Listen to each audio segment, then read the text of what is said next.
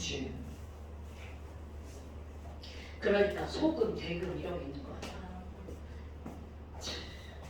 신기해요. 신기해요. 자. 그럼 이제 증기압력이라고 하는 게 등장을 하는데요. 여기는 기본 내용이 어떤 거냐면 화와 뜨이 동적해요? 생각나시나요? 네. 자, 미스터님 네. 동적평형 생각나시나요? 네. 네, 당연히 나죠. 자, 그럼 여기 동적평형에서 간단한 내용을 한번 볼까요? 우리 이제 동적평형이라고 하는 내용이 나오는데 이런 동적평형은 바로 어떤 거였냐면 어떤 공간에서야 사실 이런 거 실험할 때 밀폐 공간을 실험을 하지만 실험을 하고 나면 그거는 이렇게 오픈된 공간으로 와도 결과적으로는 똑같은 원리를 가지고 공부를 한단 말이야. 자, 그렇다면 이제 밀폐된 공간이라고 생각하고요. 밀폐 공간에서 여기다 어떤 액체 물을 넣었어요. 그럼 이거를 끓이지 않아도 상온에서 액체 표면에서 당연히 물 분자가 분자 운동을 해서 어떤 현상이 일어나니? 증발. 그래서 내가 증발하는 화살표의 개수를 4개라고 한번 표시해 봅시다. 그럼 이런 증발하는 화살표의 개수를 증발 속도라고 생각을 하시면 됩니다. 그러면 지금 여기 나오는 이런 증발 속도라고 하는 이런 개념이 이렇게 나왔어. 아니 그럼 이거를 밀폐 공간에서 뚜껑을 딱 닫았어. 딱 닫자마자는 이 위에는 수증기는 0이었을 거야. 그것도 출발을 하겠죠? 그래서 수증기의 개수가 이렇게 늘어났어요. 어머나, 그럼 개수가 늘어났으니까 여기서 얘가 막 움직이겠지. 나 이제 기체야. 난 자유롭게 움직여야지. 막 움직여요. 그럼 움직이다 보면 자기가 갖고 있는 에너지를 잃어버리죠. 그러니까 얘는 퐁당 들어간단 말이죠. 그러면 이렇게 증발하는 화살표의 개수를 우리는 뭐라고 얘기하냐면 증발 속도라고 표현을 하고요. 그 응축하는 이렇게 다시 수증기가 뭘로 변하는 이런 걸 응축 속도라고 표현한단 말이죠. 그렇다면 처음에는 증발 속도가 응축 속도보다 빠르죠. 그런데 충분한 시간이 지났어. 그럼 그 충분한 시간이 지나기 전에 보면 지금 이 상황을 보면 증발 4개, 응결 하나 이렇게 되죠. 그러니까 결과적으로 수증기 개수가 늘어나겠죠. 그럼 수증기 개수가 늘어나면 또 하나 응축, 또 늘어나겠죠. 또 하나 응축, 또 늘어나겠죠. 또 하나 응축. 그래서 언젠가는 그 둘의 속도가 같을 때가 되겠지. 이럴 때를 우리는 뭐라고 얘기를 하는 거니? 동적 평형이었어. 동적 평형이라고 부르죠. 그러니까 결국 이거 무슨 얘기냐면 이거는 모든 액체에 관해서 다 성립하는 거야. 충분한 시간이 지나면 증발하는 속도와 응축하는 속도가 똑같아. 어머나, 그럼 중요한 거 바로 어떤 얘기가 나오냐면 아니 그럼 얘네 봐봐. 증발 속도는 처음에는 요만큼인데 자 세로적 속도입니다. 이거 아직 화원이야. 속도야. 그럼 시간이 지나도 증발 속도는 변하지 않습니다. 그런데 응축 속도는 0에서 시작했죠? 점점 늘어나서 언젠가는 같은 이가 안 같아지는 이유는 뭘까? 같아지는 시점에 도달하게 되죠. 그럼 여기가 동적 평형이네. 그런데 증발 속도와 응축 속도가 같아질 때까지 자 아까 수증기 봐봐. 처음에 수증기 4개 그렸죠? 그러면 점점 수증기량이 늘어나죠. 그러니까 요 시점에 수증기량은 증가하다가 일정해지겠죠. 그럼 동적 평형에 도달한 이 상황을 생각한다면 수증기 개수 더 이상 안 늘어나네. 그럼 물은 분명 이만큼 있었는데 증발을 계속하니까 물 개수가 줄어들겠죠? 그럼 물 분자도 줄어들다가 동적 평형에 도달하면 더 이상 변하지 않네. 그렇다면 이제 봐. to. 아니 그럼 뭐야? 동적 평형이 이루어진 상태에서는 더 이상 수중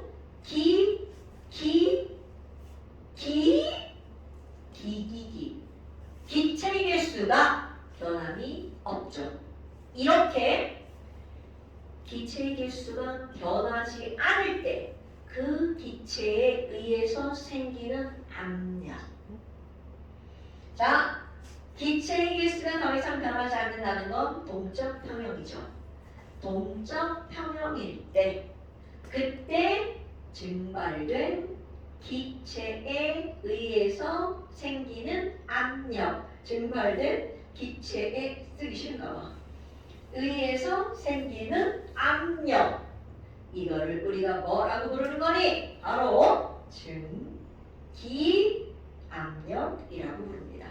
그러니까 결국은 야, 증기압력이라고 하는 이 단원이야. 증기압력이 뭐야? 증발된 기체 때문에 생긴 압력이야. 그런데 거기에 반드시 어떤 전제가 들어갑니다. 증발된 기체는 언제나 있어요. 그럼 언제나 그 압력을 재는 게 아니야. 그럼 그 압력을 언제 내는 거니? 바로 언제요? 동적 평형일 때.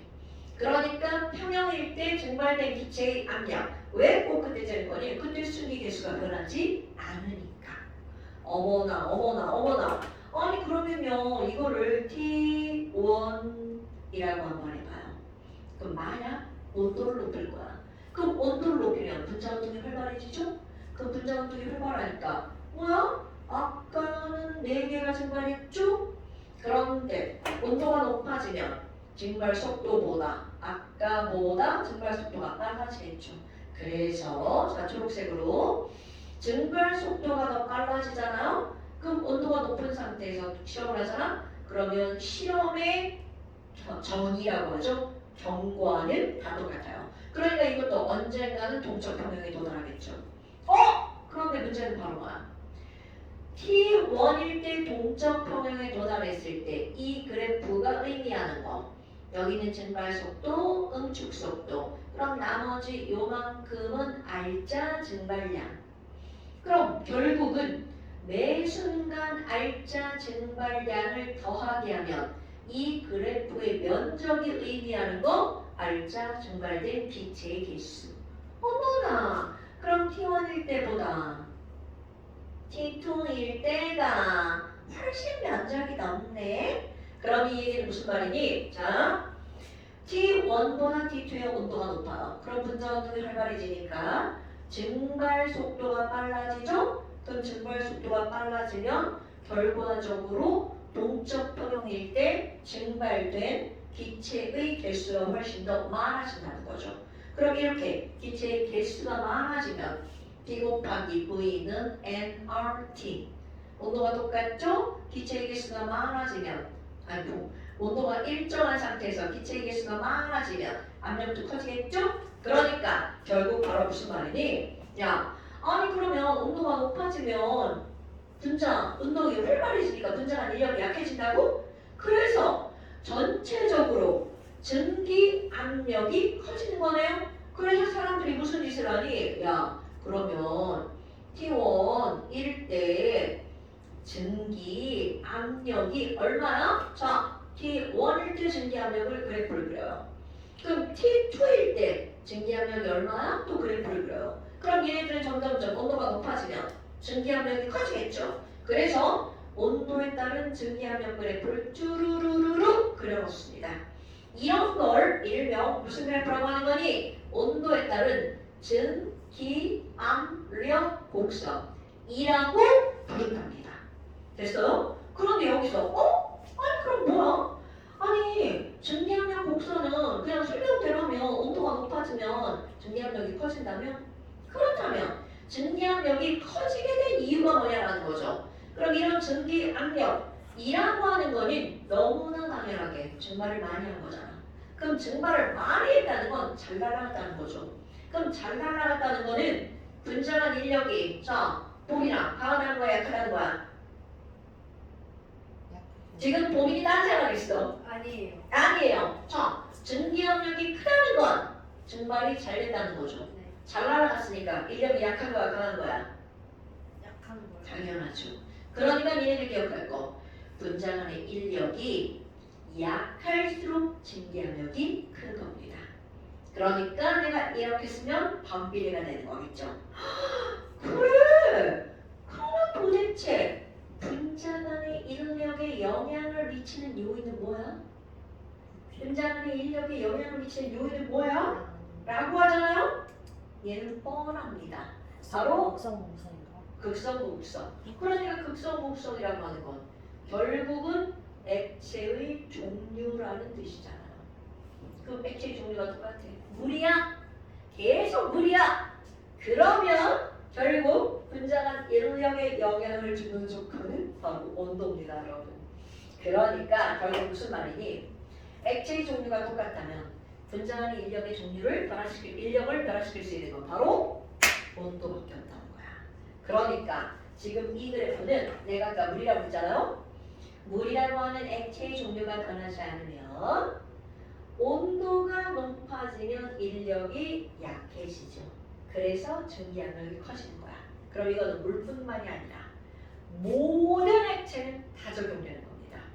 엄마, 그러면요 온도가 똑같은 상태에서 물을 에탄올로 바꿀 거야. 그러면 에탄올이 증발이 더 잘 돼? 물이 더 증발이 더 잘 돼? 에탄올이 증발이 더 잘 되지? 이거 너무나 잘하잖아. 우리 여기다가 물 바르고 에탄올 바르고 그럼 막 붙여? 그럼 누가 더 빨리 날아가냐죠? 그럼 당연히 에탄올이 빨리 날아가죠. 그럼 이 얘기는 무슨 말이니? 온도에 따른 증기압력 그래프를 씩 하고 하나 그리고 너 물 이렇게 그렸어. 그럼 누군가가 여기다가 야 에탄올 그려봐. 그럼 에탄올의 증기압력 곡선을 여기다 그려봐. 그러잖아요? 이래 패턴은 똑같습니다. 그런데 크기가 다르겠죠. 자, 조금 아까 한 말. 똑같은 온도에서 물보다 에탄올이 더 빨리 잘 날아가죠? 그러면 증기압력이 더 크니까 그래프가 위로 가 있겠죠. 근데 왜 증기압력이 크죠? 누가요? 에탄올이요. 물보다. 우리 물 왼손에다 발라놓고 에탄올 오른손에다 똑같은 몰수를 발라놨다고 생각해봐요. 그리고 그냥 내비뒀어. 누가 더 빨리 사라져요? 에탄올. 그럼 빨리 사라진다는 게 무슨 얘기야? 증발이 더 빨리 된다는 거죠. 빨리라고 하는 말은 증발 속도를 말하는 거죠.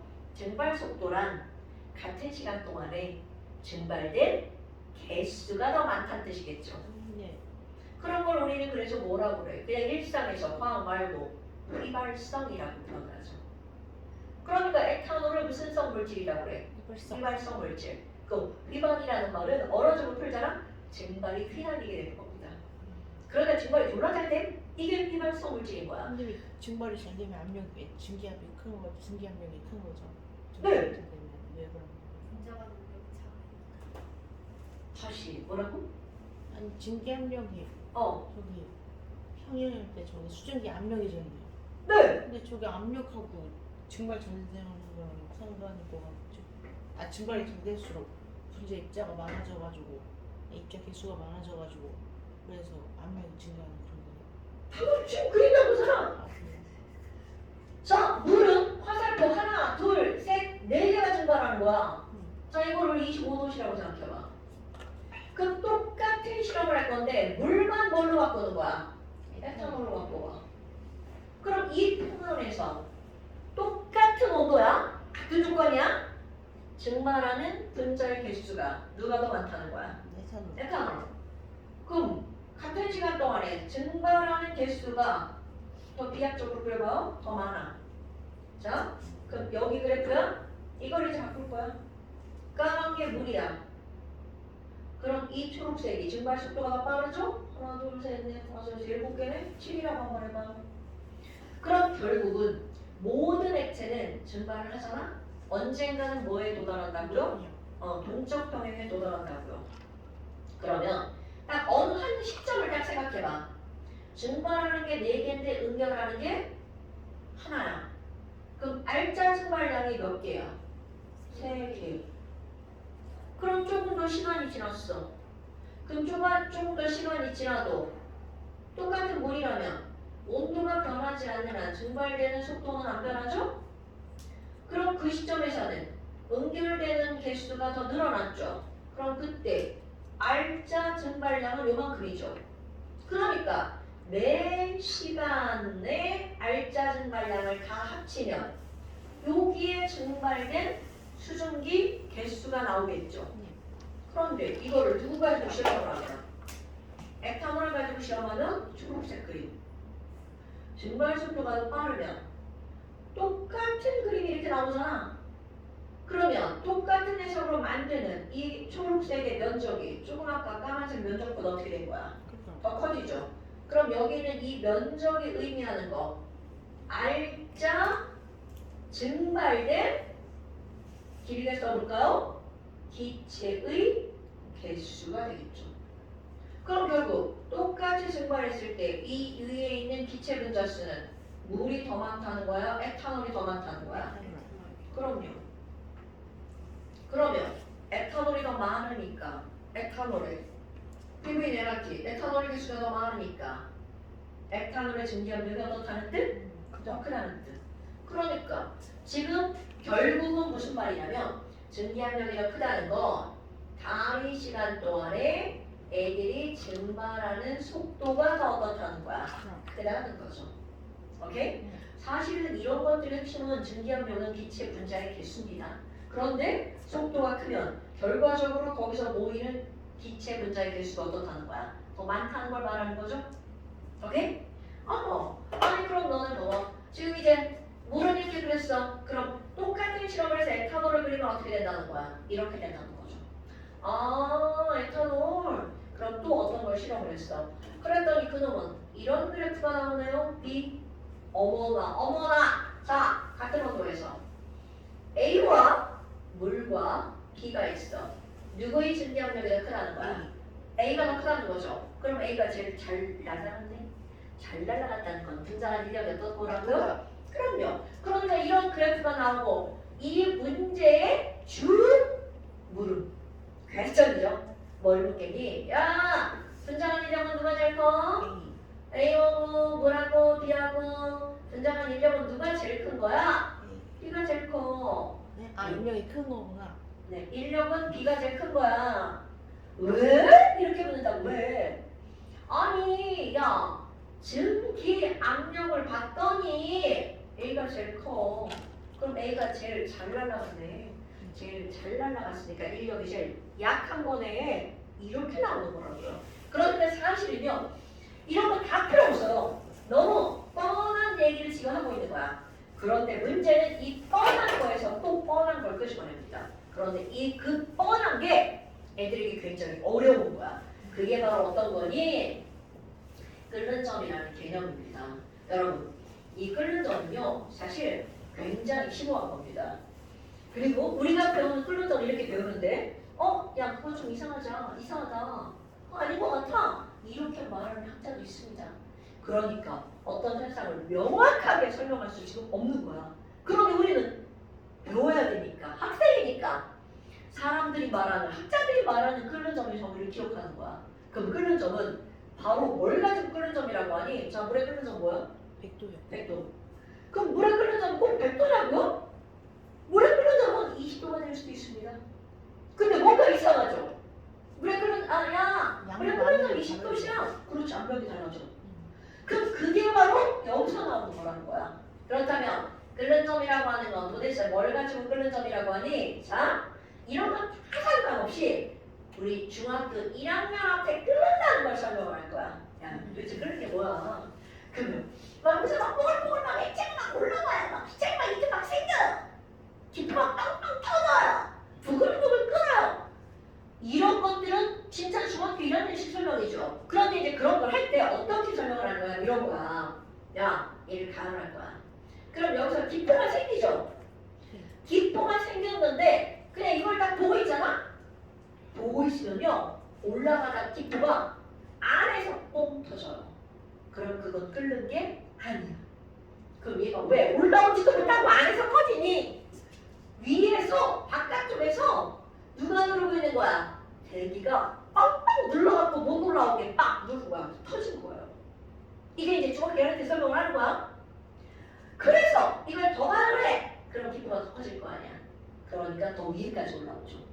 그러니까 더 가을 해. 기포가 더 위에까지 올라왔어.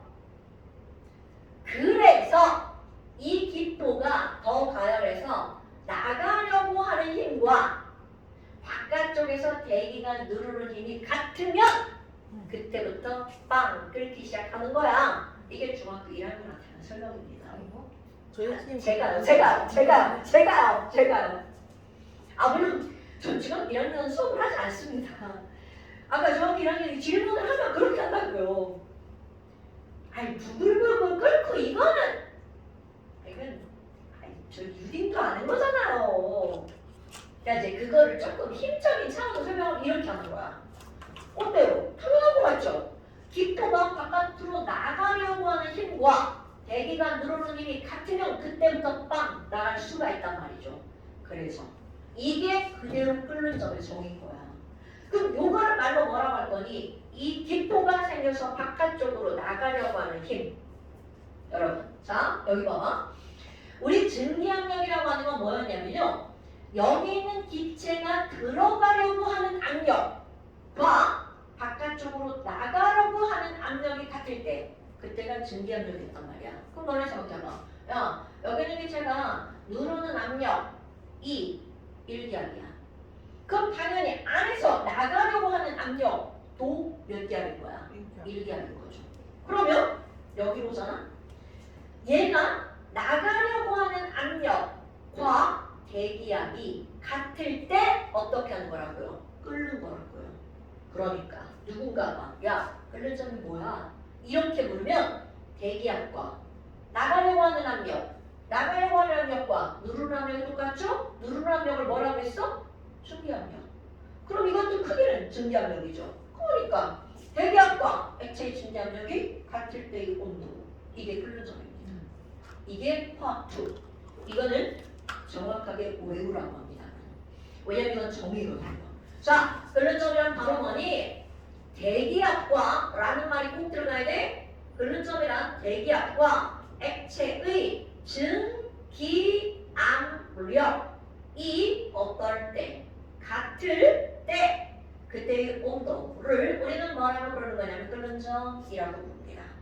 어머! 말장난을 한번 해볼까요? 내가 여기다가 물의 증기압력 곡선을 그릴 거야. 물의 증기압력 곡선은 온도에 따른, 목소리 같아진다. 온도에 따른 증기압력이야. 그걸 우리 이렇게 그렸단 말이야. 그럼 이 증기압력은 0은 아니겠죠? 0보다 좀 큰 숫자부터 쭉 계속 만들어주는 거야. 액체가 있을 때까지 만들어주는 거죠. 그런데 말 바꾸기. 자, 여기서 뭐라고 했냐면 액체의 증기압력과 대기압이 같을 때, 그러니까 내가 여기다 는 대기압, 그때 온도를 뭐라고 부른다고요? 끓는 점이라고 부른다고요. 그러니까 이 그래프가 말이 바뀌는 거야. 분명히 온도에 따른 증기압력 곡선이라고 얘기를 했단 말이야. 그러면 이 정의에 의해서 이 말을 바꾸잖아? 대기압에 따른 끓는 점 그래프를 바뀌어버리는 거야. 그러니까 이 증기압력이라고 하는 건 매우 중요한 거예요. 아하! 그럼 뭐야 이거? 이런 이 그래프가 순식간에 끓는 점 그래프를 변해버리는 거야. 무엇에 따른 끓는 점이야? 대기압에 따른 끓는 점. 뭐야? 아니 그러면 방금 25도씨도 끓는 점이네. 얘들아, 물 끓이면 물이 끓어? 지금? 끓을 수 있다는 거죠. 그런데 단! 대기압이 낮아져야 되겠죠. 그럼 모든 온도가 다 끓는 점이라면 우리가 말하는 100도씨는 이라는 거죠. 100도씨는 바로 무엇을 말하는 거니? 우리가 살고 있는 압력을 말하는 겁니다. 자, 우리는 몇 기압하에서 살고 있나요? 당연하죠. 그러니까 1기압일 때 그때의 증기압력이 얼마다? 몇 도시다? 100도씨. 이렇게 된 겁니다, 여러분. 그러니까 그 수많은 끓는 점 그래프 중에서 딱 100도씨만을 일컫는 거야, 우리는. 이제까지는. 그러니까 왜 끓는 몇 도시야? 100도시야. 그럼 거기에 헷갈리는 거야. 아, 대기압이 일기압이구나. 그럼 이런 끓는 점을 우리는 뭐라고 하는 거니? 누구나 다 그렇게 알고 있는 기준이 되는 끓는 점이라고 말하는 겁니다.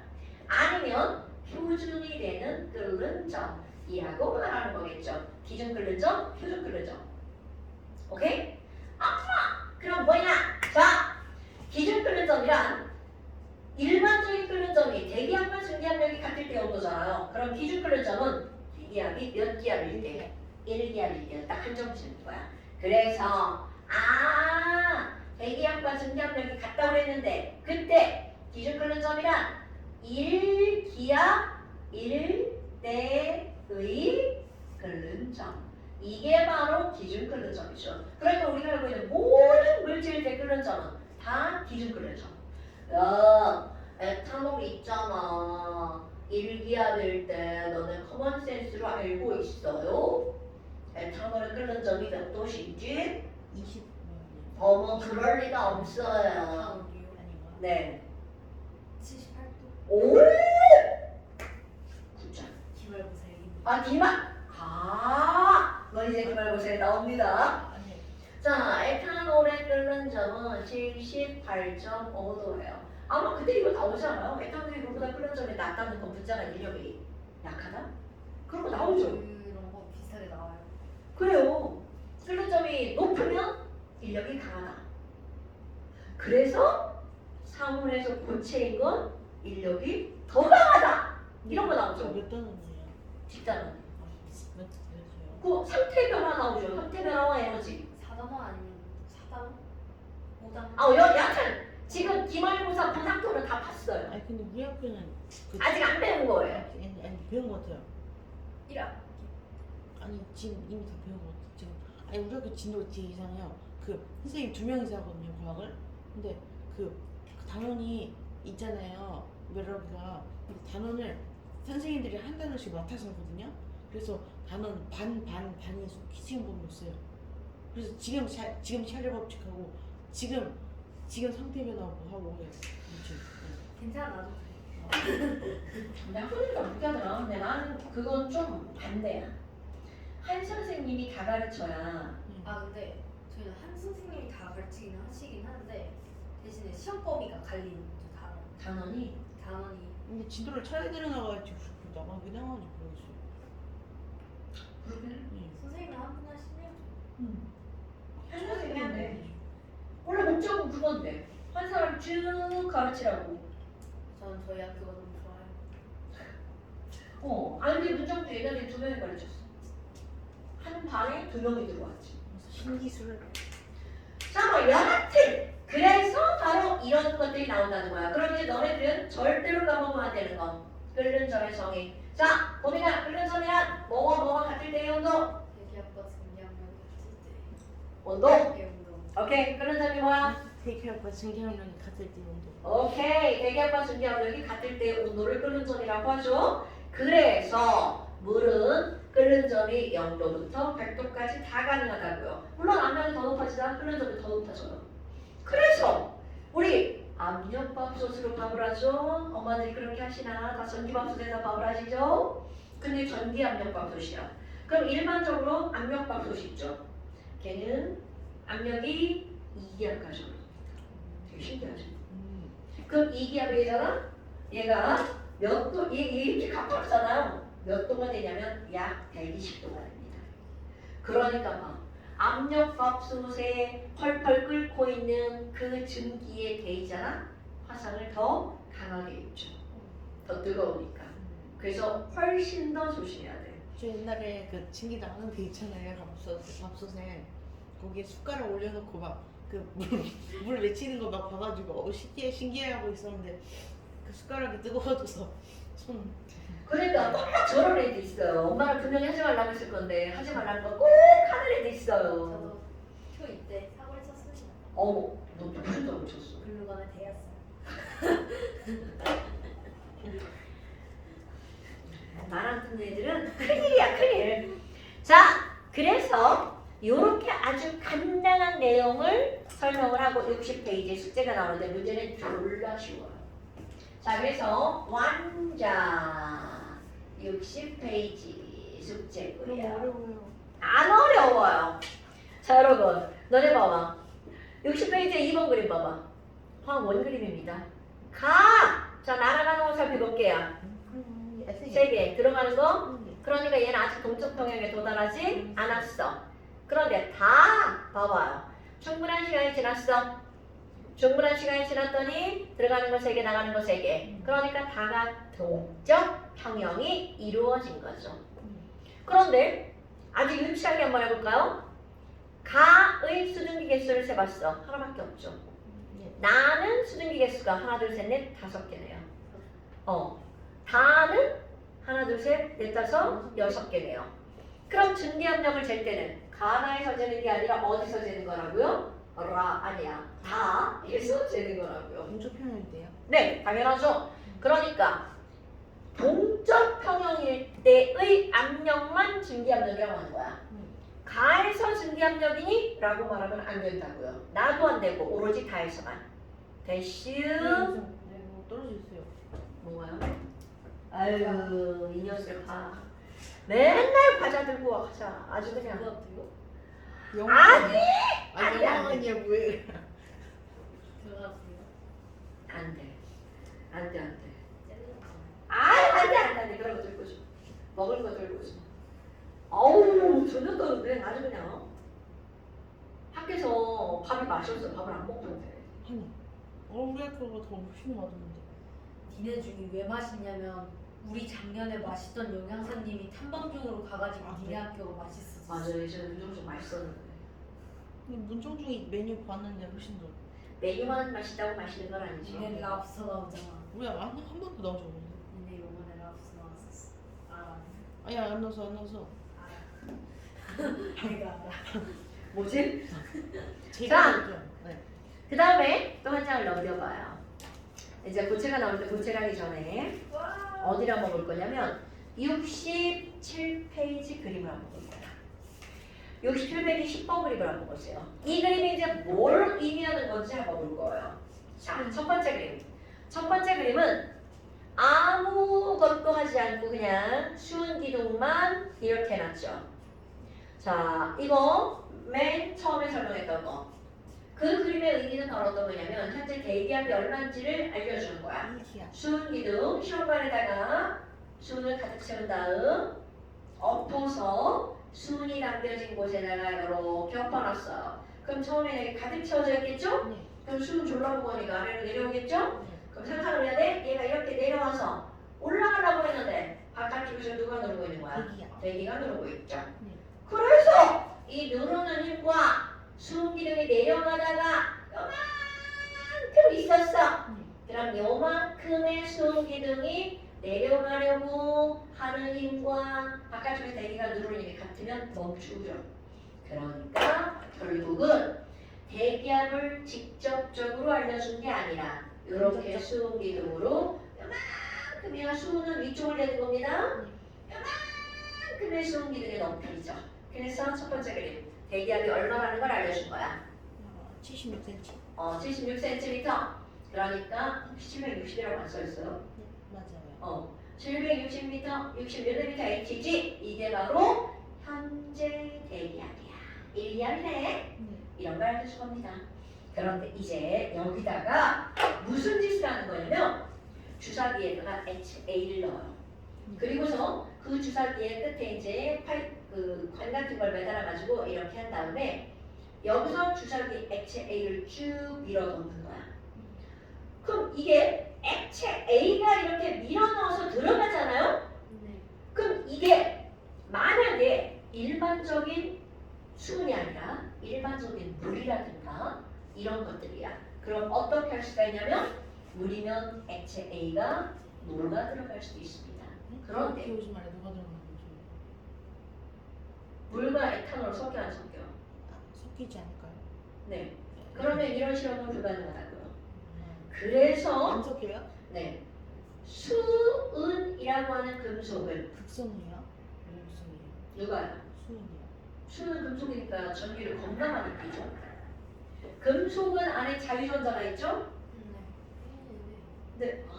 금속가루 까먹으면 안 되는데. 아닙니다. 어머 이런 여러분. 알아요. 자유로운 손자. 알아요. 어머 전 압니다. 알아요. 철덩어리가 있죠. 네. 네. 철덩어리 안에 철원자가 있을까 없을까? 있죠. 없어요. 왜요? 없는 이유. 철원자가 불안정하니까. 아 그렇구나. 철은 4중인데요. 껍질이 4개죠. 네. 원자과 전자가 2개입니다. 네. 자, 원자과 전자 2개만 안정이 불안정해. 불안정하죠. 버려야지 버려. 그러니까 여기 있는 얘네들이 뭐라고 그래? 안에 있는 얘 26번인데 26개의 양성자가 주인님이 바깥쪽에 있는 2개. 야 니네 2개 꺼져! 니네 때문에 지금 우리 졸라 불안정해! 그러니까 얘는 어떻게 돼? 주인님이 나가라니까 나가죠? 나가서 혼자 외롭게 돌아다니다 보니까 졸라 좋네. 어우 자유야 자유. 그래서 철덩어리 안에는 철양이온과 자유전자가 있는 겁니다. 철 양이온은 철 원자가 아니에요. 이온이 원자예요? 아니 뭘? 큰일 나죠. 여러분 산소 원자와 이온이 같은 거면 큰일 나죠. 원자는 원자고 이온은 이온입니다. 그런데 그것이 가장 큰 차이점의 핵심은 뭐냐면 원자는 중성, 이온은 전하를 띠. 그래서 원자가 이온이 아닌 겁니다. 걔네들의 공통점은 뭐야? 양성자수가 똑같다. 차이점은 전자수가 다르다. 근데 그 전자수가 다른 게 제일 중요한 겁니다. 그래서 모든 철덩어리에 있는 모든 철은 다 철 E 플러스와 뭘로 존재하는 거야? 존재. 자유전자. 그러니까 이렇게 존재하는 거야. 그런데 문제는 그런 거야. 이 버림받은 애가 졸라 착해. 야 플러트! 내가 너 끌어당겨줄게. 너도 내가 당겨줄게! 이렇게 된 겁니다. 아니 근데 궁금한 게 있는데 그 저기 불안정하잖아요. 근데 전자가 떠돌아다니잖아요. 그러면 8개의 전자가 모여서 다시 저기를 붙으면 되는 거 아니에요? 그럼 안정해지지. 그럼 나머지 애들 못하는 건데. 나머지 얘는 어떻게 할 거야? 나머지 얘는. 버려야죠. 자, 이제 그렇게 하지 않고요. 이들은 얘 자체를 또 자체로 다 안정하는 거야. 그래서 결국 무슨 말이니? 여기 있는 이 금속들은요, 양이온 플러스와 자유전주 마이너스가 끌어당기는 힘. 이런 힘을 우리는 뭐라고 그래? 전기력이라고 하죠? 이들은 전기력으로 끌어당기고 있기 때문에 전기력은 강합니다. 그래서 금속결합을 설명할 때, 자 예전에 배웠던 것 거기에 보면 뭐라고 써있니? 금속결합 땡땡. 금속 양이온과 자유전자 사이에 강한 전기적 인력으로 결합한 것을 금속결합이라고 하는 거야. 그러면 이런 얘기를 여기서 왜 하는 거니?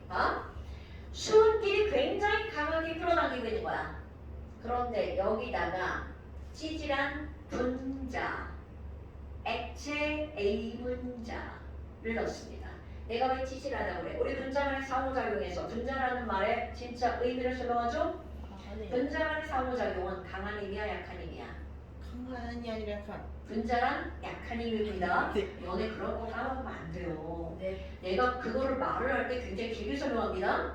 자, 그렇다면 얘네들끼리 지들끼리 졸라 세게 끌어당기고 있어. 약한 애가 들어갔어. 그럼 그들 틈새로 끼어 들어갈 수 있다 없다? 없다. 그러니까 얘네들은 어떻게 하는 거니? 못 끼어 들어가. 게다가 수은의 밀도 졸라 커. 13.6이야. 그러니까 A는 수은에 녹아 들어가지 못하죠. 거기다 가볍죠. 그러니까 어떻게 되겠어? 위로 쭉 올라가 버리겠죠. 근데 그게 슈운이 되게 이렇게 꽉 막고 있을 텐데 어떻게 올라가요? 그럼 물에서 물 속에서 기포가 생기면 기포가 어떻게 해? 싶어요? 위로 올라가요? 왜 올라가? 물이 꽉 막고 있는데. 그러게요. 여러분 중학교 2학년 2학기까지 밀도 차에 의한 물질의 분리. 올라가는 이유는 별거 없죠? 술만 부는 거. 밀도. 여러분 가벼운 정도. 뭐라고 기억하면 되죠. 예. 그러니까 얘가 왜 올라가요? 왜 올라가요? 수온보다 밀도가 어떠니까. 작기 때문에. 수온의 밀도 13.6은 엄청나게 큰 숫자입니다. 물의 밀도가 얼마죠? 1. 오케이? 에탄올의 밀도는 한 0.9 정도 됩니다. 그러니까 웬만한 분자들은 수온보다 밀도가 어떻다는 거야? 작다라는 거죠. 그러니까 섞이지 않죠? 밀도가 작죠. 그러면 과학적 원리 모든 애들 다 어디로 간다는 거야? 위로 올라갑니다. 그러니까 얘가 위로 올라가면 액체 A는 여기다 딱 이렇게 주사기를 딱 하는 순간 꾹 하고 아까 기포처럼 그냥 쭉 올라가 버립니다. 그럼 여기에 액체 A가 이렇게 올라가죠? 자, 올라갔어. 얘 액체죠? 얘 표면에서 뭐가 일어나? 증발. 그러니까 여기에 뭐가 생겨? 기체. 그럼 기체가 애를 누르죠. 네. 그러니까 여기는 이제 수은만 있는 게 아니라 누구도 있는 거야? A 가스도 있는 거죠. 그러니까 수은도 밀고 A 가스가 미니까 애가 내려오겠죠. 하지만 아무리 내려와도 바깥쪽에 대기압이 760이라는 건 변해 안 변해? 안 변하죠? 그래서 그 결과가 두 번째 그림인 겁니다.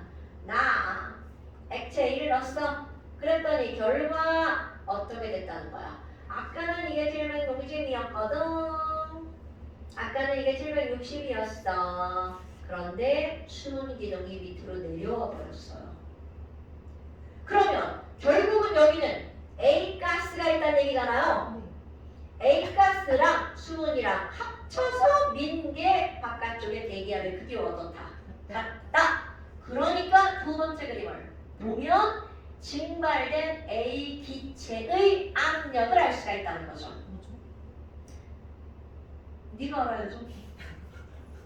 자, 수기둥이 얼마 높이로 내려왔어요? 자, 수기둥 735. 그럼 수기둥이 735밖에 안 된 이유가 자, 바깥쪽에서 760으로 밀고 있죠?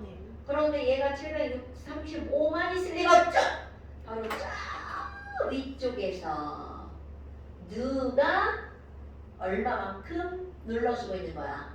A 가스가 25만큼 합세해서 눌러주고 있는 거죠. 그러면 그 처음에 넣어줬던 A 그 액체의 부피 맞죠? 부피는 25예요. 그러면 그게 아니에요? 액체의 중요 압력이야 부피야. 네. 압력. 액체는 얼마가 들어갔느냐는 중요하지 않죠. 지금 이거는 증발된 누구 때문에 생기는 압력인 거야? 기체. 그런데 사실 뭐 부가 설명이 있어요. 근데 그 부가 설명에서 중요한 건 뭐냐면 그럼 봐. A가 증발했죠. 증기압력이라는 거는 평형을 이뤄야 되잖아. 그럼 여기서 액체 A가 몽땅 다 증발했을까요? 아닙니다. 여기 액체 A도 남아있습니다. 이거 남아있어야 되는 거야. 그런데 이 액체 A에 의한 압력까지 원래는 계산해야 되겠죠. 그런데 이건 어떻게 할까? 무시합니다. 그건 무시합니다. 왜냐하면 왜 무시할 것 같아? 너무 적어서? 그럼요. 이게 작다는 걸 어떻게 하는 줄 알아? 여러분 물은 몇 미터가 일기압이야? 뭐였지? 아 이거 까먹으면 안 돼! 10.13. 10.336. 1형 그러니까 약 10m야. 너 생각을 해봐. 이게 액체 A가 물이라면 10m가 일기압인데 겨우 1cm, 2cm를 압력으로 바꿀 거야. 10m가 일기압인데 그러면 무시할 만하겠어? 안 무시하겠어? 무시할 만하죠. 그러니까 이런 액체가 그 위에 있을 때 이 액체 A의 압력은 무시한다죠. 오케이? 자, 그런 걸 지금 내가 얘기 안 하려고 했는데 지금 네가 자꾸 댓글 넣으니까 얘기하게 되잖아. 자, 그렇다면 이제 포인트로 돌아옵니다. 이 그림이 의미하는 건 바로 뭐냐면 첫 번째 그림에서 두 번째 그림으로 변한 이유가 A가 들어가서 증발을 했어. 그럼 A 기체가 만들어졌죠? 그럼 기체 기체에 의한 기압이 만들어질 거란 말이야. 그럼 A 기압과 수용기둥 735가 합쳐서 바깥쪽에 있는 대기압과 그래서 우리는 A 기체의 압력, 즉 A의 증기압력을 알 수가 있다는 거죠. 그러면 지금 현재 온도에서 A의 증기압력이 25라는 걸 알았죠? 그럼 똑같은 해석으로 B도 보세요. 그럼 똑같은 그림이잖아. 액체 A가 B로 바뀌었을 뿐이죠. 그러면 B의 증기압력은 얼마니? 760에서 거기 있는 거 빼면 되겠죠. 자, 545. 아예 맞구나. 그럼 A의 증기압력은 25고요. B의 증기압력은 그럼 얼마라고요? 545. 그럼 증기압력은 누가 더 큰 거야? B가 더 크죠? 저 이제 또 그대로 붙습니다. 그럼 증기압력이 B가 더 크니까 분자 간의 인력은 누가 더 크다? A. 그럼 A가 인력이 더 크니까 기준 끓는 정도 누가 더 높아야 된다? A. 오케이. 이게 문제 핵심입니다. 이건 문제 핵심. 그러니까 이제 그게 니은번에 나온 거고요. 기억번에 동그라미 치면 큰일 나고요. 근데 기억번 동그라미 친 사람 있을 것 같지 않아요? 뭐가요? A의 증기압력은 735다. 25죠. 네. 설명 안 하고 아마 그냥 문제 냈으면 니네 동그라미 쳐왔을 수도 있어요. 그럼 니은번은 분자 간의 힘은 누가 더 크다? 이게 뭐지? 분자간 입력이 힘이냐? 당연한 거 아니에요? 아, 분자 간의 힘은 당기는 힘 말인 게 밀리는 데 있잖아요. 자, 네, 이럴 줄 알았어. 끌어당기는 자. 힘을 말한 게 네, 아니야. 저럴 줄 알았어. 네, 저럴 줄 알았어. 자, 분자 간의 힘이란 인력을 말하는 겁니다. 네, 오케이. 이게 위에는 크면 입력이 더 작은 거였죠? 저 새끼 봐. 기억이 갑자기 나지 않아요. 자, 여러분. 증기압력은 수용기둥의 높이를 따지는 거야? 그 위에 걸 따지는 거야? 위에. 그 위에 걸 따지는 게 A가 더 커, B가 더 커? B. B가 더 크다는 거는 B가 증발된 기체가 더 많다는 뜻이죠? 네. 그럼 증발된 기체가 많다는 건 증발이 잘 되는 거죠? 네. 증발이 잘 되는 건 인력이 작구나. 약한 거죠. 그러니까 니은번 인력이 약할수록 압력하고 입력은 뭐라고? 그냥 인력은 인력이에요. 아니야. 그것도 그냥 압력이라고 하면 안 돼? 증기압력이라고 해야 돼? 네. 증기압력과 인력은 어떤 관계라고요? 이게 반비례. 오케이. 그러니까 증기압력이 B가 더 크니까 분자간 인력은 누가 더 크다고요? A가 더 크다고요. 지금 이런 것들 핵심은 전부 다 이거예요. 엑스트로버트. 자, 그러면 이번에 디귿번 봐봐. 디귿번. 지금 현재 25도씨인데 이거를 50도씨로 바꾼대요. 자, 이게 지금 545야. 네. 자, 25도씨에서. 네. 근데 얘를 50으로 바꾸면 증발이 더 잘 될까 안 될까? 잘 되죠. 그러니까 여기서 증발이 더 많이 되죠. 그러니까 당연히 수용기둥의 높이는 더 아래로 내려오겠죠. 크네요, 커. 당연하죠. 그러니까 아까 한 거 그대로 나오는 거야. 증기압력이 에너지를 미치는 거. 바로 뭐라고요? 온도. 네. 온도와 액체의 종류. 그 액체의 종류가 똑같다면 온도가 높을수록 인력이 약해서 증발이 더 잘 되는 거죠. 그러니까 똑같은 말을 계속 말 바꾸기 하면서 하는 겁니다, 여러분. 여기 동적 배역, 증기압력, 분자간 인력 이게 핵심이에요. 됐나요? 네. 오케이. 6번에 왜 이렇게 귀여워요? 이거 뭐라고? 6번이 뭐예요? 지나가네. 아니 물방울. 자, 네. 그래서 일단 68쪽에 12번까지 숙제. 이건 1단이야, 1단. 13번은 뭐예요? 13번 이상은 석영? 아, 이제 좀 이따 배울 거예요. 안시가 싫어. 뭘 나가기 싫어. 너무 어려워요. 아니야. 외울 게 많아요. 아, 그래, 좀 외운다고 생각하면 되지. 외울 게 12번까지 1단이야, 1단. 1단. 외울 게 자, 좀 쉬었다 합시다. 보빈이 질문 받고. 저도. 너다 맞았어요. 뭐요? 보빈이 지난번에 숙제 안 해본 거예요. 네. 저희 그러는 게 아니야. 굉장히. 1분이 네. 근데 보통 남자애들은 아이돌 진짜 아예 모르는 거. 야, 잘 모르더라. 관심사가 아니지, 그 나이 때는.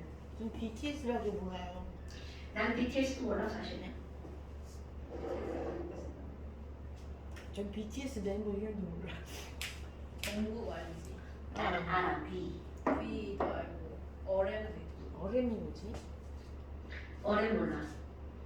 그리고 슈가 요번에 그 음주 아, 슈가. 난 여잔 줄 알았어. 하고 진. 진도 몰라. 난 B는 너무 잘생겼더라고. 아 B는 잘생겼다. 컴포즈 커피에서 맨날 한 번씩 마셔줘요. 아, 그럼 이사 뭐라고 하는 거야? 그래서 대문에 이렇게 박혀 있으니까. 인사하지만 받아주지 않는 거 아니야? 옛날에 어떤 사람이 그 연예인 누구 무슨 태킹가 뭐 선선하는 여자애 그 들고 바깥에 서 있는 거. 아유, 별 사람이 다 있어 살다 보면. 네. 자, 그 다음에 이제 봐. 우리 기출 공부했죠?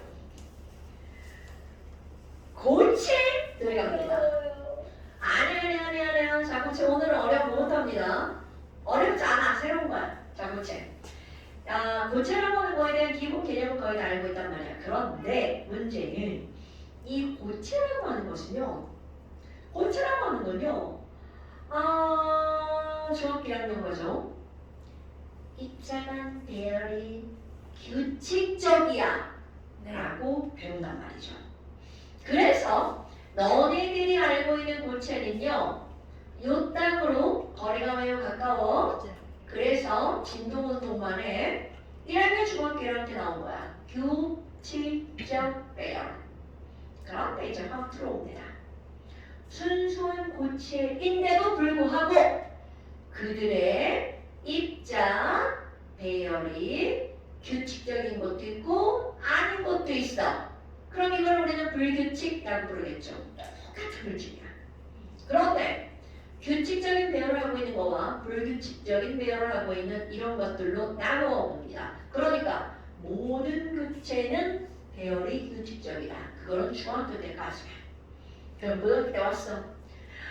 고체인데 이런 것도 있고요. 저런 것도 있어요. 그래서 이걸 나누어 본다는 거죠.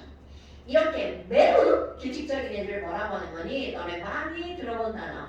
결정이라고 말합니다. 결정하다. 왜 갑자기 그것이? 자, 그러면 불규칙적인 걸 우리는 뭐라고 하는 거냐면 안일비자, 비결점이라고 말합니다. 그래서 얘네들을 우리는 결정성 고체라고 부르고요. 결정이라는 말은요, 배열이 규칙적인 고체를 일컬을 때 결정이라고 부르는 거야. 그러니까 얘는 결정이 아니잖아. 그래서 이런 걸 우리는 비결정성 고체라고 부릅니다. 그런데 얘네와 뭐 특별하게 어떤 기능을 하는 건 아니에요. 우리 얘네 둘의 차이점은 별거 없습니다. 자, 얘네들은 입자간의 간격이 다 똑같아. 그러면 인력이 다 똑같다는 얘기죠. 이들 둘의 차이점은요. 인력이 다 똑같으니까 얘네는 녹는 점이 일정하죠. 그러니까 이게 중학교 때 배운 겁니다. 야, 고체를 가열할 거야. 온도가 올라가다가 녹겠지. 그러다가 다시 올라가겠지. 그러니까 결국 이 말은 무슨 말이야? 녹고 있는 구간에서는 온도 변화가 일어나지 않아. 이런 걸 결정성 고체. 그러니까 중학교 때는 무조건 다 결정성 고체만 다루는 거야. 그런데 이런 놈은 어떻게 되는 거니? 여긴 졸라 가까워. 인력이 강한 거야. 그런데 얘 봐봐. 이유 좀 멀어. 인력이 약한 거야. 그러니까 결국 인력이 약한 거는 낮은 온도에서 녹아. 또 강한 거는 높은 온도에서 녹아. 그러니까 결국은 녹는 점이라는 게 존재하지 않는다는 거죠. 근데 그래프가 모양 정해져 있지 않지 않아? 그렇지. 그러니까 정해져 있지 않죠. 그러니까 얘는 녹는 점이 일정하다 일정하지 않다. 않다. 그럼요. 자꾸 이게 왜 이래. 녹는 점이 일정하지 않아. 사실 녹는 점이 없다는 표현합니다. 점이라는 건 어떤 온도 거니까 일정한 온도가 없는 거야. 그러면 이런 것들에 어떤 게 있니? 아주 일부가 있습니다. 그런데 그 일부 중에 우리가 이제 커먼 센스를 기억해야 될 거. 가장 대표적인 거 유리. 유리입니다. 유리는 고체가 아니지 않아요? 유리가 고체가 아니야? 그거 그래? 그럼 유리가 뭐야? 저희 학교 선생님 그랬어요 진짜. 우리 이제요 그 과학자들이 자, 네. 그 말이 무슨 말이야? 바로 비결정성 고체라는 뜻입니다. 그거는 유리가 액체라고 말하는 건 녹는 점이 일정하지 않죠? 네. 자, 어떤 의미니? 햇빛이 쨍쨍 내리쬐죠? 여름에 졸라 뜨겁죠? 그러면 인력이 약한 부분이 녹아요. 여기는 가만히 있죠? 네. 그러니까 이름과 살짝 녹아서 이렇게 밑으로 내려와요. 여기 서 있으니까 해가 지지? 굳어. 그 다음에 또 그런 일이 벌어져. 그래서 몇십 년이 지나면 위쪽 유리는 얇아지고 아래쪽 유리는 두꺼워지고. 근데 그럼 액체가 아니잖아요. 당연하죠. 지금 내가 얘기하잖아. 선생님이 액체라고 했는데. 그거는 이런 말을 극단적으로 표현한 거라고요. 야, 상식적으로 유리가 액체라는 게 말이 안 돼. 안 되죠. 액체를 여기다 이렇게 놓고 선생님 우리 거짓말 하셨어. 자, 이런 거를 극단적으로 표현한 겁니다. 아, 네. 선생님! 유리가 액체인 걸 그럼 증명해 주세요! 그래야지. 유리는 고체입니다. 고체입니다! 어떤 교체를 말하는 거라고? 비결정성 고체. 그러니까 유리가 이런 것의 가장 대표적인 예입니다. 그런데 유리는 일부러 이렇게 만드는 겁니다, 여러분. 그럼 유리를 이렇게 일부러 만드는 거는 여러분 유리라고 하는 것은 SiO2 석영으로 만들죠. 그럼 유리 앞에 어떤 작업을 했냐면 석영유리라는 단어가 붙습니다. 그런데 얘네들을 녹여요. 석영을 녹이면 1610도가 녹는 점이야. 그럼 그게 녹아서 다시 굳으면 고체가 되죠. 걔가 굳을 수 있는 충분한 시간을 주잖아요. 그럼 원래 석영으로 돌아옵니다. 그런데 그걸 붙일 때 아주 급격하게 확 꽂히잖아요. 그럼 상상을 해봐. 얘가 이만큼의 유리가 있어. 이걸 갑자기 확 냉각시킬 거야. 네. 그럼 냉각원과 가까운 곳이 온도가 갑자기 뚝 떨어지죠. 맞아요. 그러니까 얘는 열을 다 내보내니까 이렇게 가까워지는 거야. 그런데 이 안쪽은 그럴 수 없죠. 네. 그러니까 걔네들은 굳긴 굳었는데 요 따위로 굳어버린 거야. 그러니까 냉각하는 속도가 다 다른 거야. 그래서 이건 마치 뭐 어떡하냐면 얼을 때가 어떡하는 거야. 막 도망가고 있는데 얼음! 아니 얼음 때 물이 아니잖아. 알죠. 이게 땡! 하면 싹 도망가잖아. 영원하게 멈추죠. 네. 그런데 빠른 놈과 빠른 놈은 거리가 멀고 느린 놈은 거리가 가깝잖아. 똑같은 얘기입니다. 자, 그래서 왜 일부러 이렇게 만들었니? 유리라고 하는 거는 깨지면 안 되잖아요. 어떤 충격을 받았는데 와장창 깨지면 뾰족하기 때문에 다친단 말이야. 그러니까 여기다 충격을 가잖아? 약한 부분은 깨집니다. 하지만 강한 부분은 안 깨지죠. 그러니까 금만 가고 마는 거야. 물론 졸라 센 힘으로 가면 다 깨지지. 근데 금이 가는 거는 그 강화유리가 아니에요. 강화유리. 좀 네.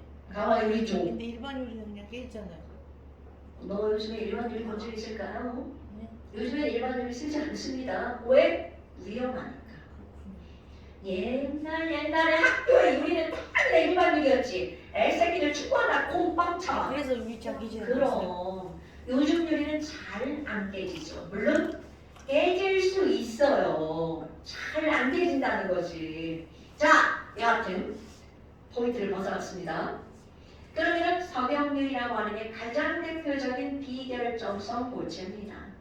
그럼 이런 비결정성 고체 중에 뭐가 들어가는 거냐면 플라스틱.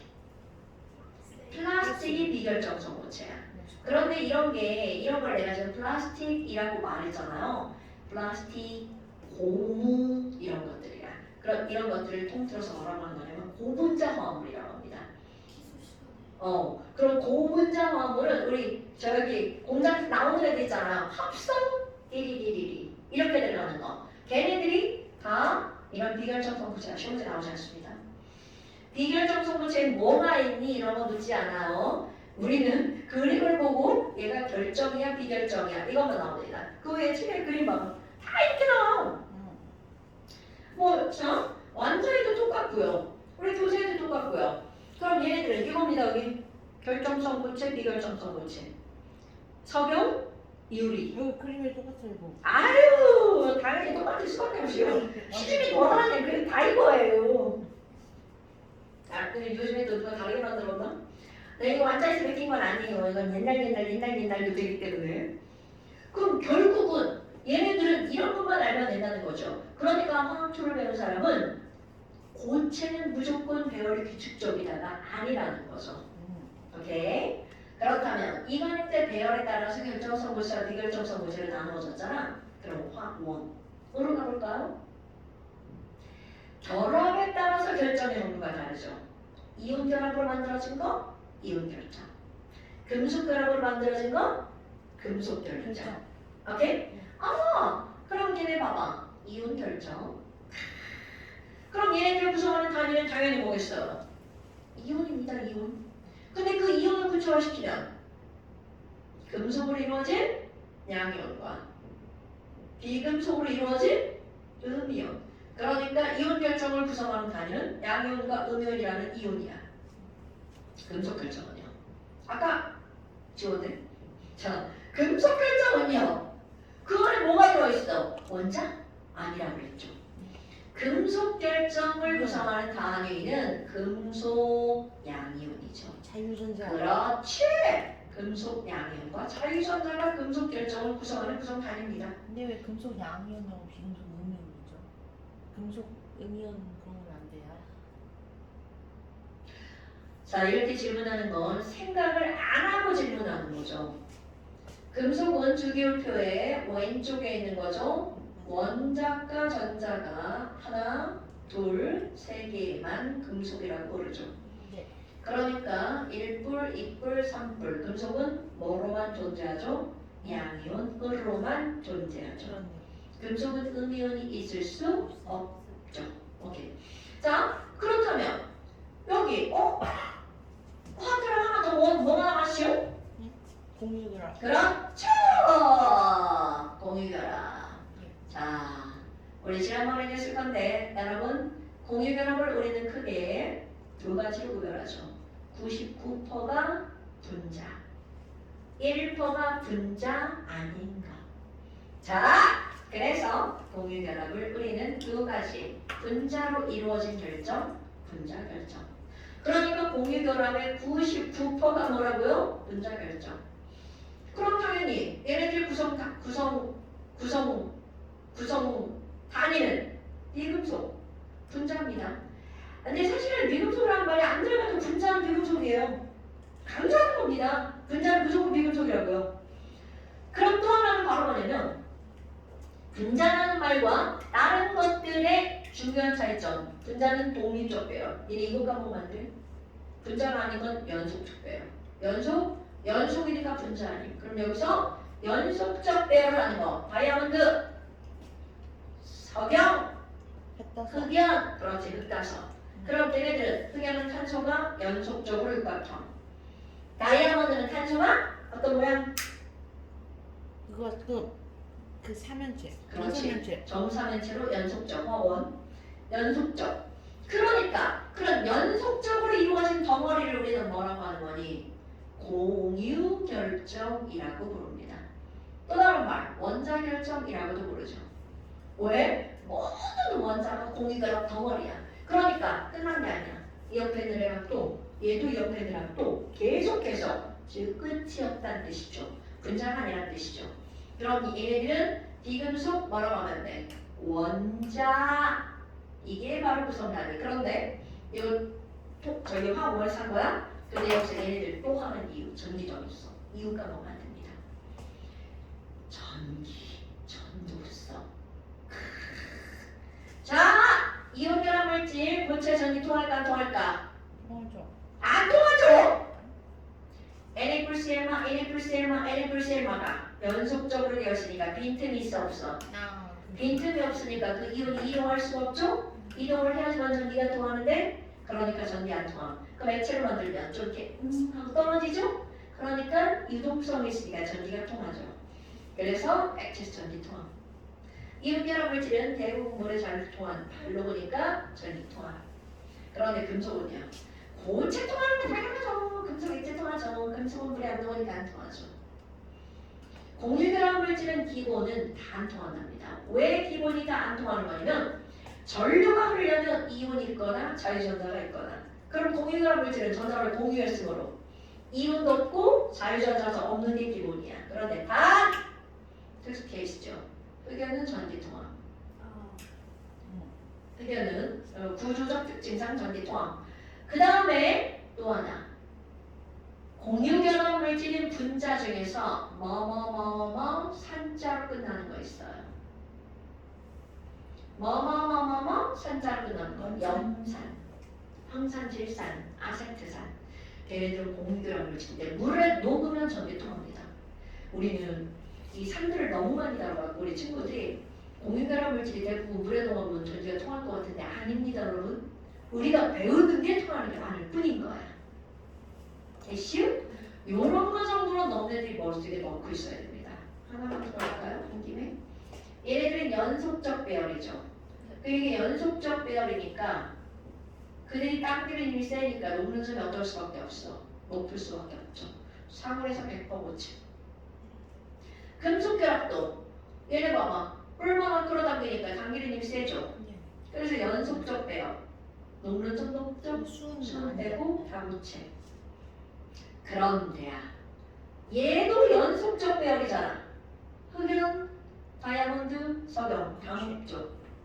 그런데 누구만? 이거만 독립적 배열인 거야. 그러니까 이들은 녹는 점이 어떨 수밖에 없어. 낮을 수밖에 없습니다. 그러니까 니네들이 알고 있는 지금 생각나는 기체들은 다 분자입니다. 머릿속에 기체 문제 떠오르죠? 지금 니네들이 떠올리는 수은 빼고 떠오르는 액체들은 다 분자입니다. 오케이? 당근, 고체, 분자도 있죠. 그러니까 봐봐. 이온결합 물질과 금속결정과 공유결정은 수은 빼고는 다 고체라는 뜻이야. 그런데 분자란 기체도 있고 액체도 있고 고체도 있습니다. 오케이? 이런 건 거의 상식에 가까운 내용들이에요. 화학 시간에 안 배워도 이상하죠? 화학 시간에 안 배웁니다. 그래도 이런 거는 배운 게 상식화되는 거. 됐슈? 자, 그래서 잠시. 자, 그래서 잠시.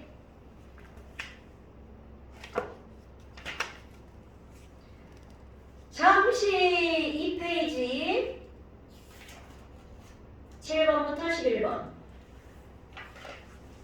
자, 이 페이지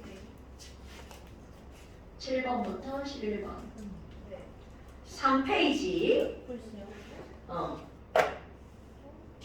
3페이지 14번이랑 15번. 14번이랑 15번. 물질의 예까지만 한번 써볼까? 특징 아니죠? 사실 특징은 뭘 쓰는 거냐면 알아서 니네가 쓰는 건데요. 물이나 단단하냐. 특징이 누구만 단단해요? 아니야. 누구만 물러요? 금속. 금속만 무르고 다 단단하죠. 써요? 그냥 그거 쓰면 되겠다. 그거 다. 네? 자, 14번, 15번 다. 특징에는 니네가 쓰고 싶은 걸 쓰는 거야. 그런데 내가 원하는 건 금속만 누르고 나머지는 단단.